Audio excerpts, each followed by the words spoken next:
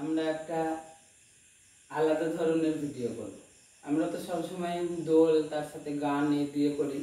আজকে দেখো আমরা বাড়িতেও কেউ কেউ ঝুলনা সাজিয়ে ভগবানকে চাপাও, তোমরা দোলনায় দোল দাও। তো সেই দোল দেওয়ার কিন্তু 3টে রীতি আছে।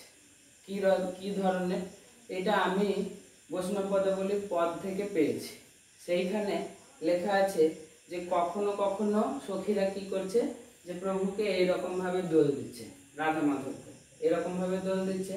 এটা সম্মুখ পশ্চাৎ দোল বা সম্মুখ দোল যেটাকে বলছে, মানে ভগবান যাবেন সামনের দিকে এবং পিছন দিকে পিছিয়ে আসবেন রাধারানীকে নিয়ে। এবার এইটা এইরকম, এই দোলটাকে আবার থামিয়ে কিরকম ভাবে দোল দেওয়া যায়, পাশাপাশি করে দোল দেওয়া যায়, যাতে দোলনাটা কিন্তু সামনের দিকে যাবে না, যাবে পাশে পাশে। কিরকম, মানে ডাইনে বাঁয়ে দোলটা হবে।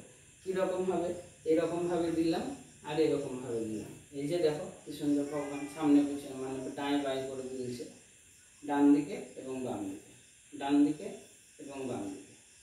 আর কি হচ্ছে, আবার কখনো কখনো সখীদের এতেও মন ভরে না, যখন ঝুলনায় দুলবার আবেগটা রাধারানীর প্রচুর পরিমাণে বেড়ে যায়, তখন তিনি বলেন আরো জোরে দোল দিতে। তো সখীরা কি করেন, ঘূর্ণন দোল দেন, মানে ঘুরিয়ে ঘুরিয়ে দোলনাটা তখন গোল করে ঘুরছে। দেখো কি আনন্দের অপূর্ব দৃশ্য সৃষ্টি হয় যখন গোল করে দোলনাটা ঘুরতে আরম্ভ করে। দেখো গোল হয়ে চক্রাকারে দোলনাটা ঘুরছে। তো সুন্দর করে যদি একটু দোলনাটাকে বেঁধে নেওয়া হয়, ভগবানের অসুবিধা না হয়, তো এরকম করেও তোমরা দোলটা দিতে পারো। এই হলো 3 ধরনের দোল দেওয়ার পদ্ধতি। এবার অনুষ্ঠান চলার মাঝে মধ্যে এইরকম ভাবে দোলটা দিতে হয়।